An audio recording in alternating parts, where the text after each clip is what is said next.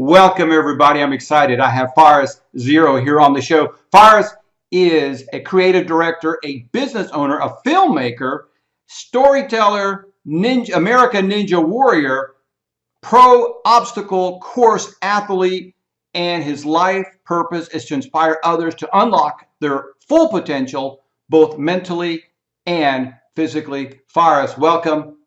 Welcome to the show. Thank you, man. Thank you for having me. I'm super excited to dive in, talk about passions, creativity. And thanks for having me, man. You bet. You bet. All right. So we were talking a little bit about your business before the show started. So why don't you, I guess, catch the audience up. Tell everybody about your business. What is it that you do? Okay. I will do that. Let me just make sure. Are we live right now? Because I'm not seeing little icons. I just want to double check. Well, you know what? It's all right. I'm just recording it off my system. Okay. So I just want to make sure. Okay. Okay. So what I do, I'm a creative visual storyteller. So I just bring ideas and visions to life. Have an interesting perspective on things. So I articulate the message of an idea or someone's life or perspective, and I put it into a visual and sound design kind of form and share it with the world. I love it. I love it. And you know what's interesting is it's telling your story is something that most people are not very good at. I mean, we can tell bits and pieces like, hey, what do you do? Or how did you start that? Or, how did you get here? But if you really want somebody to really tell their story, most people are ill-equipped to do that. They have a tough time articulating their story. Right. I agree. It is. It's something I think we can all get better at. And I feel like this ties kind of into marketing and business because storytelling is number one. It's pretty much how you can create an idea and convey it to someone. And most people, I think, think in an abstract way. Right. So that's what causes them to kind of get lost in what they're trying to articulate to the world. And my job is to take all those pieces and mesh it together and synthesize it in some kind of understandable and visual form that's like intriguing and really gets deep to the concept and story. And this is something that I struggled with for a very long time in my life, and it took a little bit, but I realized it was my life purpose, which is to help people articulate their message. And that was always something that I felt deep within my soul that I couldn't understand until the last couple of years, where I started to say, okay, I have a very unique perspective, and I've always felt this thing inside of me, and everyone has that. Everyone has a gift, and that's really life, is figuring out what your gift is and then sharing it with the world. And I think that's kind of the mission and the journey of all of us in life. Yeah. You know what? And for the most part, I believe that too. I just think that we get distracted as human beings. We're told that, hey, you got to act a certain way in school, and I think that our dreams are almost beaten out of us, right? Or at least there's some brainwashing there, because as adults, we tend to lose that individuality. We tend to push our dreams aside or our purpose aside, and we don't start thinking in those ways. Did it take you time to say, yeah, this is what I want to do, this is my life purpose, or was that pretty easy for you? I won't lie, I'll be honest, it was very difficult to actually put it into a form. And I still even feel like the structure of how I say it isn't 100%, but it's kind of in the realm. It just took a lot of journaling and observation. But ever since I was a kid, my mom would cater to my passions, and I'm very grateful for that. She literally would have a garage, and that was my room, because she knew I was a musician, I was an artist, I was a mechanic. I was doing so many things that my mom was like, here you go. You can just have the whole garage every single time. And she would let me do my music in there and everything. And I would just kind of experiment. And I actually left school early. I left high school very early because I already knew what I wanted to do in my head. And I felt like, why do I need to be in high school this long if I already know what I want to do, which was to express my creativity. And I kind of started following that path. And till this day, I'm still trying to like refine that message. But I'm 100% advocate of self-learning and discipline and just kind of pursuing your passion and your life purpose. So I think key takeaways is do a lot of observation in life, be open to things, and really find your values and actually write them out and get intention, because when you get intention, it's like having a roadmap. You write out a vision, even if you don't know what it is or you're not 100% sure, you write it out because then you can see it and then you could follow that path. Yeah, I like that. I like that. You know, what's interesting is I also left high school early, and I left really because I was kind of lost, right? I just was like, man, I don't know what I'm doing here. And this idea of continuing education just like wasn't for me and stuff like that. Yeah. And I think that a lot of people struggle, in that high school realm. We hear, the thing that I remember anyway for me is I kept hearing, hey, okay, after high school, you're going to go on to college. I'm going, man, to do what? And, and I think for the most part, back to what I was saying before, we have the scenario where it's kind of, it's almost a brainwashing. We are, hey, you do this, and you do this. And that's great for the, let's say, 80% of the people that maybe fit in that box. If you can go from high school to college to career, man, bless you. Life is that much easier, Right. faster for you. But for, I think that 20%, like, you and me or whatever, who maybe that wasn't our path, I think that the education system needs to start making, what do you call it, a process for people who think differently or who are attracted to the creative arts or something like that, because I think that otherwise, we're losing a huge amount of people. I think every year, the stats is that we have like, I forgot what it is, but it's a huge 30-40% of high school students are dropping out or not, or whatever.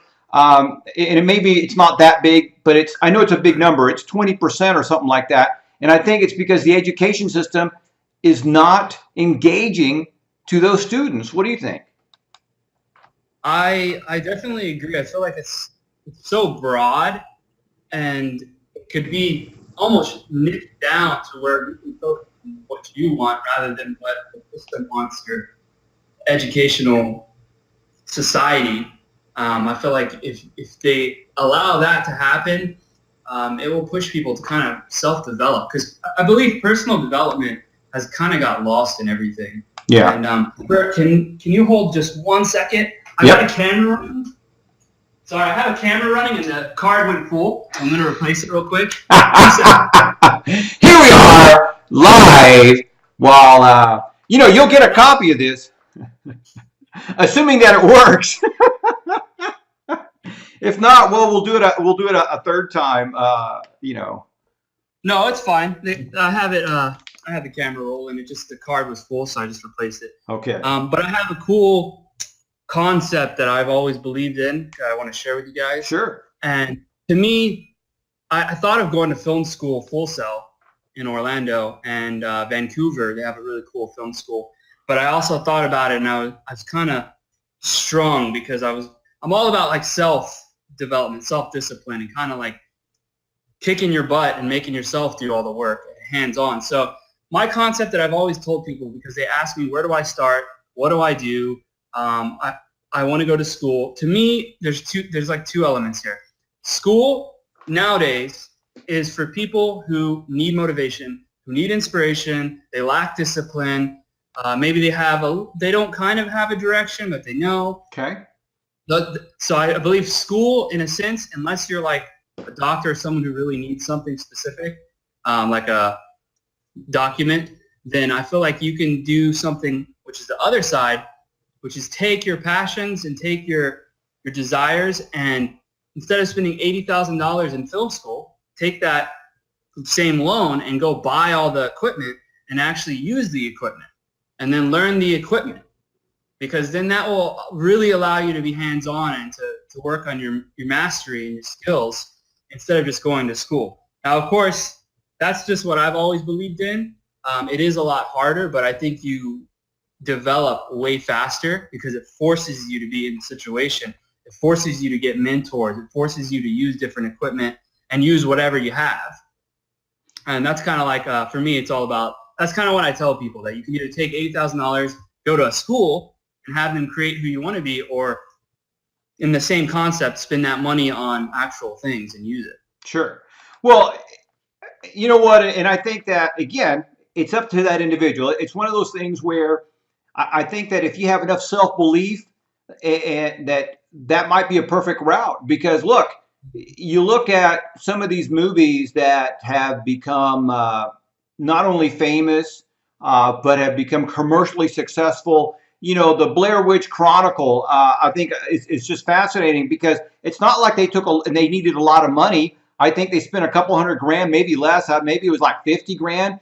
But, you know, you shoot a movie like that and it becomes successful. It gives you an inside view of that. And I like your idea of, you know, getting out there and, you know, messing things up a little bit, just getting dirty, experiment with the equipment, start making a movie or whatever, you know, or, you know, if that's what your thing is going to be, or however that is. But, you know, again, so it is a matter of discipline. I mean, people simply don't understand that discipline is a huge factor. You could be a very passionate person about, let's say, writing a book. Well, let's say you want to be a writer, but you have to have the discipline to write. You know, Stephen King, he's famous for, writing 1,500 words every day, whether he felt like it or not. That's discipline. And I think nowadays, most people simply don't have that kind of discipline. I don't know, you know, it's just not taught anymore the way it was, at least when I was growing up, the good old days. But you know, back to what you're saying, discipline is so important, and most people don't have it, aren't given the opportunity to develop it. You know, that's kind of my take on there. You know, most people simply don't have that self-awareness, belief on the level that you do, that they can just go out there and, hey, I'm just going to do it. Most people are, you know, are probably too scared to even try. And so, you know, that brings up my question is like, you know, when you're out there and you're by yourself and you're going to try something like, let's say, American Ninja Warrior, or you're going to, you know, maybe scale a big wall or something, how do you deal with fear? You know, how do you deal with just putting yourself out there and saying, screw it, I don't care? The concept that I think about, and your point, I like your points, all of them. And the main concept that I think about is you can't suppress fear. You can't like get rid of it. Okay. So what are you going to do? You can accept it, and you can almost challenge it. And you can, if you look at it and you're mindful and conscious, you can look at it as it's going to help you get closer to where you want to go. Because most times, usually about 90% of the times, fear is like a green light. It's like, it says go. It means that's what you need to do, because on the other side of it is great things. So really it's just about not thinking about, I need to get rid of this. Fear or failure is bad. That's not what it's about. It's actually those things you have to do in order to get better. You have to be able to take something apart and rebuild it. You have to be able to fall many times in order to actually figure out, okay, I don't need to do that. I need to change this up. Maybe I need to get stronger in this aspect. So if you turn it around, it just makes things a lot easier and it makes more sense. And to me, that's kind of like Ninja Warrior has always been, it's not about the TV show. It's not about even the course. It's more so about the mentality of it's just me on the course. It's just me against the course. It's not like some other sports you're like against athletes and you're out for the money. It's more about the community. It's more about you getting through every single obstacle, just like the metaphor of life. That's kind of what life is. You go through one, and you climb that mountain. You're climbing until you reach the top, and then you start all over again and again and again, and you just keep on improving. And that's kind of, I think that's kind of the thing. Is you just got to be courageous, surround yourself with people who you want to be like, people that are better than you, and just be open-minded. Yeah, I like that. I like that because you're right. Life has no end. I heard this the other day and I fell in love with it. Somebody was saying that life is about constant change, and when you're done changing, you're done. That's when it's time to go to the next level of death or life, whatever you want to call it, on the next whatever level. But it is about constant change. There's no, hey, I'm going to get to this point and then I'm going to, life is going to be great, and I'm just going to coast. There is no coasting in life. You're either moving forward or you're moving back.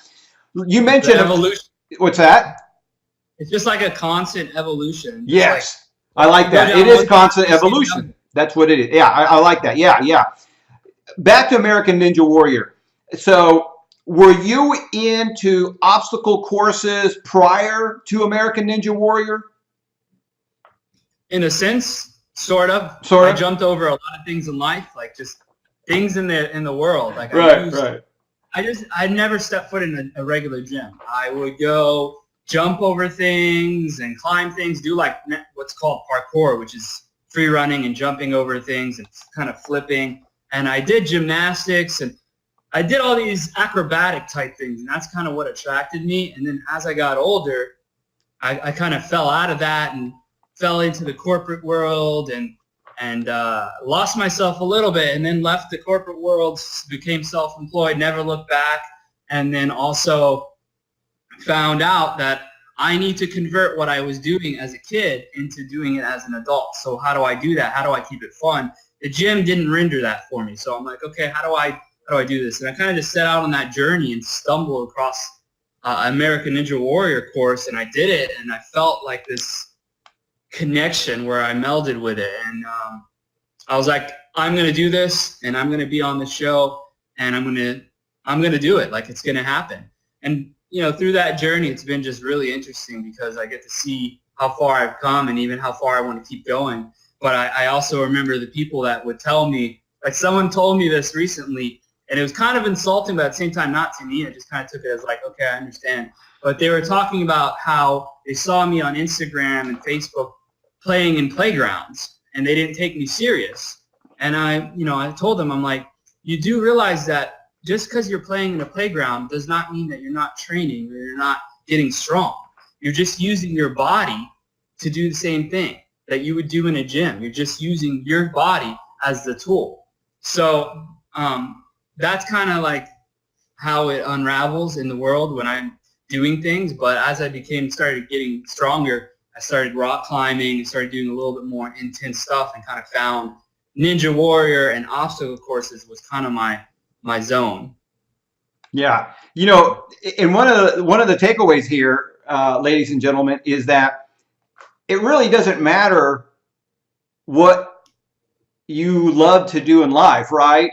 I mean, if you really love to do it and you say, okay, I'm not going to worry about the money, I'm just going to follow my bliss, as Oprah would say, you're just going to follow what you love to do, eventually you can do something with that, right? I mean, because right now you could be a coach or a consultant to other people who want to learn parkour, or who want to maybe get ready for American Ninja Warrior or some other obstacle race. And like you said, you can continue to do what you love to do, have fun as a kid, but yet you can make a livelihood out of it.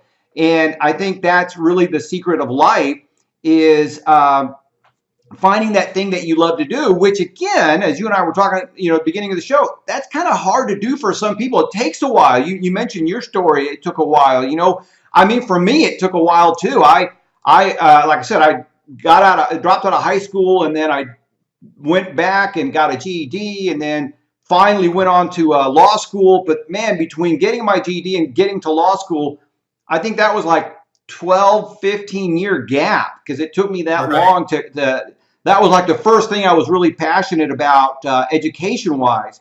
All right, so let me ask you this. Something that I think it was on your YouTube channel. I heard you say this, and I just want to talk about it because I think it's so brilliant, and people need to understand this. You said there's a difference between exercising and training.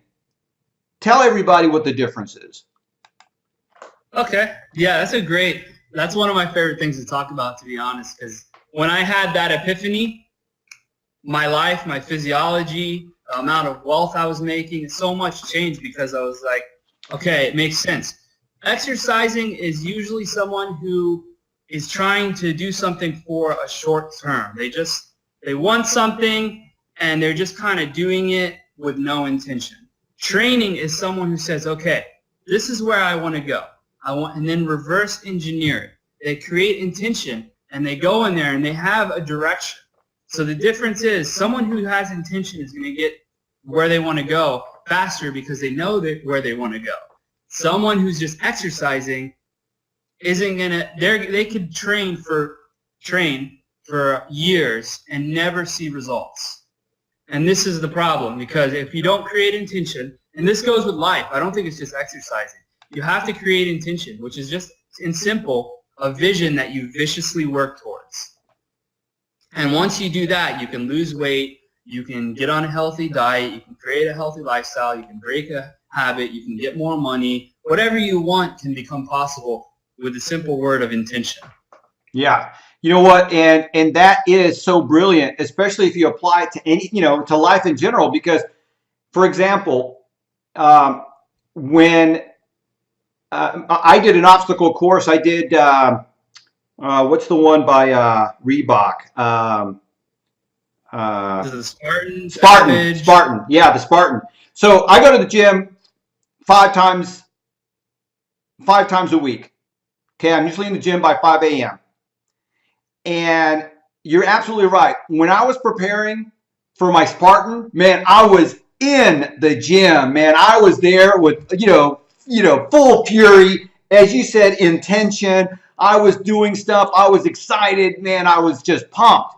Now, what do you call it? I was actually got psyched up to go and do another. I was going to go for a physique contest for the old dudes, because I'm 55, and so I was going to get shredded and go for a physique contest. Ended up getting hurt, and anyway, so now I'm still healing from that injury. So when I go to the gym, because I'm just going there to exercise and, quote, kind of keep in shape, the intensity is not there. And so, yeah, it makes a huge difference. And, we were talking about Stephen King. Could you imagine being a writer and all you're doing is writing, and you have no intention of publishing a book or publishing an article? You're just writing. Sooner or later, your zeal for that writing would diminish, and it just becomes limp. So I love that idea that you gotta turn that intention on, and it just focuses your energy, your drive, your passion, everything. And that was one of the big takeaways. So I hope everybody can get on board with that, understand what we're talking about, having that laser focus. It's amazing. It doesn't even have to. Go ahead. Sorry to just. No, go ahead. But it doesn't have to be intense either. Like intensity is great. Like I love these kind of. It's funny because out of all the days it's been sunny this whole time, as soon as I come inside from my bike ride, it's like storm, thunder everywhere. All right. So you were saying that it doesn't have to be intense. It doesn't have to be intense. Intensity is good, but it doesn't have to be that way. Anyway, pick up from there. Yeah, just simply, it doesn't have to always be super intense. As long as you have some kind of focus on something, I think that's like going to set you tenfolds to getting more things accomplished. I have people approach me all the time, and they kind of want to train with me, but I just know that unfortunately they're not fit for the mission, because first I want them to understand that they have to their psychology has to be serious about it. They have to at least have some kind of intention directed on it. Because you can't just desire something a little bit. You got to actually desire it fully. If you want it, you need to want it. And if you want to lose weight, you have to want it internally, not externally. So it has to become an intrinsic motivation, which you can't force someone to have that. They have to kind of nurture it themselves. So I just learned to be being someone who can motivate and inspire, not force or push it. Just kind of like show them, listen, this is who I am. This is how you get it done, and this is how you live this kind of life. Yeah, I like that. I like that a lot. Let's talk about this. Let's talk about success in business. What do you think? What are some of the qualities or some of the maybe top qualities or characteristics that you think it takes to be successful in business? I would say focus, productivity, structure and organization, and definitely passion. I think actually passion is probably at the top, because if you're not passionate about something and you're just doing it for the money, it's pretty much temporarily, or you'll just not find meaning in it and become unhappy. This has been kind of tested throughout time of tons of people, tons of entrepreneurs, and I think you have to have really, really true intentions internally if you're going to start a business that is something around what you really feel inside, and then kind of build off of that and convert and adapt and evolve. Definitely the focus and, again, intention, which is kind of like plays a role in the passion. Sure. It's super important. And habits. Yeah. Having good habits. Absolutely. Absolutely. I mean, back to, we talked about discipline. You can have a lot of passion for something, but there are certain days where the passion is gone. You didn't get enough sleep. Maybe there's, I don't know, you had a fight with the spouse, something. Your mojo's gone, and you still got to show up, and that's when discipline, I think, kicks in. And it's funny too. You and I were talking about Matt Eisman, who is the voice there, the America Ninja Warrior guy there, and him and Akbar, and a lot of people don't know this, and you and I were talking about this, that he was a doctor. He still is a licensed doctor there in California, but he did that kind of for his dad, and that's what his family wanted him to do. He didn't have the passion for it, which is amazing, because that takes a lot of intelligence and, again, a lot of discipline. But what he really had a passion for was acting and comedy, and so he became a doctor, did that for a few years, and then he finally told his dad, hey, I'm out of here. I'm going to go be a stand-up comedian and follow this acting thing, and so he's much, much happier. And he says, financially, things are about, are good. They're about the same as if I was a successful doctor in LA. Right. But I'm tons more happier, and that's really, back to what you're saying, that's really what it's about. If you don't have that passion and you're just doing it for the money, sooner or later, you're going to be miserable. And we see that, matter of fact, it was, I saw this the other day. Was it Gallup poll came out and said that just 13% of the world working population likes their job, likes what they do. The 87% do not like their job and or don't like what they do for a living. That's a lot of miserable people. That's amazing, isn't it? Yeah, I mean, you got a job, you have a career, and you have a business. And those kind of like, a job is someone that just goes in there and they'd rather be out of control and let someone control their life and just get a paycheck. A career is kind of the better step, is you have a focus on what you want to do and you want to be involved in the workforce. And then a business is someone who kind of wants full autonomy of their whole life. So I think there's a separation between that and humanity, and you got to kind of look at it and say, what do I want to do? And I have no problem with people who just want to work for someone else, but you got to realize the consequences that come with that, and you got to either accept them or move on, because you can't expect to go into a business or go into a company and that company is taking all the emotional labor and all you're doing is going in there being a robot, just doing certain things. There's only so much you can get out of that, and I think that's why I'd rather shift people towards a career or self-employment, because that's the better side of the spectrum where you can be happier. But if you like comfort and you like not being challenged, then a job is for you, Yeah, if you want an easy life, absolutely. You know what? And ladies and gentlemen, there's nothing wrong. I mean, listen, I know this one gentleman who really, you know, he just wanted a paycheck. Why? Because he was very passionate about his family, and he has 7 kids.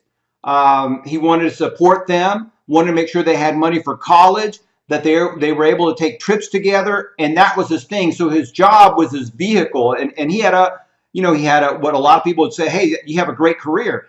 He could care less about his career, just was not into it, but luckily he was good at it, and he used it as a vehicle. Hey, okay, so I want to back up and ask you about this because we're short on time, and that is back to American Ninja Warrior. So if somebody says, hey, what are some of the besides, let's say, grip strength, which is obvious, what are some of the other things that I need to really start training for? Is it what do you call it? My lats. I mean, what? Because it looks like you're using every possible muscle when you're on that course. Anyway, talk about some of the things that you have to get ready for to get on that course. Well, you said one of the main things is grip strength. That's literally that's probably it. Second to the top because you're hanging on everything. So for me, when I train, you'll see me just hanging on my fingertips, and I weigh about 160 pounds, and I'll do that for long periods of time where I'm just hanging on my hands. I'm not using my legs. I'm literally just using my core, my biceps, my upper body. So like intense upper body strength mixed with grip strength, great core. You gotta have, because the core is the center of your body. So right. It's like the perfect square if you think about it, and that's kind of like what makes everything stay really strong. That's balance too. Balance is a big one. But I focus mostly on the upper body strength, the grip strength, and dynamic, so like powerful movements, which you need, which everyone can build that. I think number one, rock climb. That's all you got to do. Yeah. So it's fun too. I mean, you get to enjoy it. Most people think of rock climbing, they literally think you're just outside, moving on a rock, but it's a full body workout, and the cool thing about it is there's levels. So if you go into a gym, they have a V0 up to a V8. A V0 is where you start, and then as you get better, you start to see you're going up and up and up and up, and that's the best way to train because you can actually see yourself improving, and it works your full body and it works your grip strength, which is perfect. Yeah, that's all you need. I'm glad you brought up that. I went to a rock climbing gym, and I would go more often, but there isn't one convenient, and I guess I'm not passionate enough or disciplined enough to go. But man, when I went there, and this is like I want to say right after, maybe right before Spartan. So I was, I thought I was in pretty good, shape and stuff. Yeah. You go to the rock climbing gym, and you realize I have like no strength at all. I was, humbling. Yeah, I think just doing the rock climbing for nonstop for, I think I might have lasted 15 or 20 minutes, just nonstop, because you're just not used to gripping that much and holding right. it, and really back to what you were saying, just your whole body is being held up by your grip or your forearms or whatever, and it's just this little tiny bit. It's amazing. And when you look at when you watch people like yourself or some of these other rock climbers or these some of these other Ninja Warrior type people, you guys are shredded. You guys have that core, and it's just amazing to watch. So it's the thing I want to add on that is this. I think this is really important, which is finding your medium, and this can go with business, but it can also be perfect with training. So I'm not into bodybuilding, right? I am into functional strength. I am into being like superhuman, which has side effects of looking pretty awesome. It has side effects of feeling pretty awesome. So I think finding your medium, if you want to be in a gym, then that might be where you want to go. But if you're in a gym and you don't like it, there's something else calling. So you got to explore different fitness. Some people like cardio. I personally don't like cardio. I just do body weight strength with like active recovery, where I walk every other day for recovery. But other than that, I'm not like a full sprint runner. So you have to find what you love doing and accept that's what you love doing. Don't try to conform because you see a bodybuilder who is focused on cosmetic, looking good, versus someone who's focusing on functional like me. You have to find where you fit in and kind of go that direction. And I think that's key. Gymnastics, basketball, soccer, Ninja Warrior, obstacle course. Those are all different kind of sports. So find the sport that you feel comfortable in and that you can actually sustain and stick in there. And that's what I do with rock climbing, Ninja Warrior, and obstacle course. That's where I feel the best. That's where I feel like I can train. And I can convert that in the world. I can do a pull-up in my house. I can do a pull-up outside. It's universal. Right. So, yeah. Important. And I think what you said there is definitely worth emphasizing. Absolutely. Just because, there's a gym right down the street from you, but it doesn't excite you. Absolutely. Maybe that's not where you need to go. Maybe you need to go someplace else. Maybe you're a swimmer or a gymnast or, whatever it is. You got to figure that out. I happen to like going to the gym. I do like functional exercises, but I also like bodybuilding type exercises. And I have no problem. There's that old Saturday Night Live skit. You might be too young for this, but there's an old Saturday Night Live skit with that Billy Crystal used to do. And the guy's name in the skit was Fernando. And he used to always say, it's better to look good than to feel good. And so I kind of subscribe to that. I wouldn't mind just being, just completely rip and buff and not being able to bench my body weight. I'd be okay with that. Just, yeah. But. And I think I love feeling, like I said, a warrior. I love walking around, I have kind of my six pack, and that stuff is a great result from hard work. And I think you can get that through everything. Yeah. But definitely, like you said, keep in mind that if you're bodybuilding, it's different than training and strength training because you're going after a different mentality. I was like, I remember during my findings of training, I was like, what? How come this person looks so ripped and they're like 3%, 4% body fat? Why can't I be that way? I also want to strength train. Why can't I be that way? And then I realized they have a different goal. And they're not going to be as strong as someone who's strength trained because they're not focused on strength. They're focused on looking ripped and being muscular. And, it's just two different little elements. You got to kind of choose which one you want. Just go. Yeah, absolutely. Absolutely. All right. Final question, because I know this is something that you love to do. We talked about, I think I mentioned this in the intro, and that is, unlocking somebody's potential. So how do you go about unlocking somebody's potential? I mean, is there a system for that, or is that just a situation of time? Talk about that. I think both. Hybrid of both, because you kind of need experience in life to even find out what you want to do. So that's kind of the thing, just getting down and dirty, like we talked about, doing things. But I think the easiest thing you could do is kind of overlooked. And it's really bizarre that it's overlooked because it's actually really simple. And this is talked in all kinds of books. Highly recommend that you read The Big Leap. That's a great book that kind of dives into life purpose. There's a ton of books out there, but they all say the same thing. And I think it's important, what I tell people is to have a sheet of paper, and at the top you have life purpose. That's your life purpose statement. Then you have your innate talents. Figure out what your talents are. These are natural talents. Then you have the medium. Everyone has different mediums. I use film. You can do writing. You can do blogging. Find your medium. And now these are the two most important ones. Your top 10 values. This is literally what you'll operate under. This is what will guide you. This is what will attract what you want in life. And once you define your top 10 values, then you define your strengths, your top 5 strengths. I think it's important that you create this one sheet because then it will allow you to look at it every day. And I do what's called imprinting. So like subconscious imprinting, I just look at it and I repeat it in my head every day for 10 minutes, my life purpose mission, until it gets deep into my subconscious. So that way I just completely live it. And I think if you do that, you're going to be 100 steps further in life because intentional.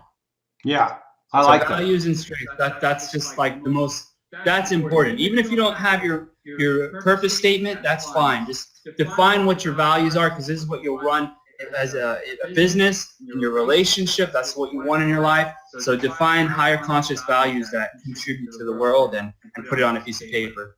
Yeah, I love that. I love that. Something that you said there, I want to get your thoughts on before we wrap up, and that is, some people discount their gifts, and this is what I mean by that. Let's say that somebody's they love to cook, or again they love to make films or write or whatever, and they're good at it. They're passionate about it. They call it their hobby or whatever, and this is a gift. This is their gift, and that's why it's so easy for them. They're in the flow when they do it. And then when you talk to them about their gift, they go, well, I don't have any gifts. Well, what about cooking? Well, that's not a gift. Anybody can cook. That's not true. Right. The reality is, I can cook, but I don't have the passion for it. I wouldn't call it a gift. I mean, I have like 3 or 4 things that I cook on a regular basis. That's about it. So I won't starve. But there are people, you know what I'm talking about? They're in the flow. They just light up when they talk about their gifts. Are you with me on that? I am. I literally every single day, I go to the gym or I walk around and I ask people, what are you passionate about? I'll ask them that question and they'll stumble. There's a very small percentage of people that actually reply, and then I'll ask another question, and I'll ask another question, and then I'll actually get them to summon their passion, and they don't even realize it because they just don't believe in it, because they're not observing it. They're not mindful. Once you become mindful, like you said, okay, I like cooking. Like us talking, I love talking to business owners and creatives. It gets me fired up, it gets me inspired. So you have to keep surrounding yourself with those things, because then they'll become what you are, and they'll kind of like manifest and then grow. But you got to just be observant of those things. You can't just don't think that they're not going to make you money, because that's really not what it's about. Right. It's about figuring yourself out and self-developing those things, which might seem so little, but they're actually what make you who you are. Yeah, I love that. I love that. And we're going to end on that note. Faris Xero, it's been a pleasure hanging out with you, getting to know you. I'm looking forward to seeing you on America's Ninja Warrior, or if not there, maybe I'll see one of your films, what do you call it, on the Indie Channel or somewhere on Hollywood. Anyway, it's been a blast, and I'm looking forward to catching up with you again soon. Hey, man, thank you so much. You guys create every day, inspire every day, and grow every day.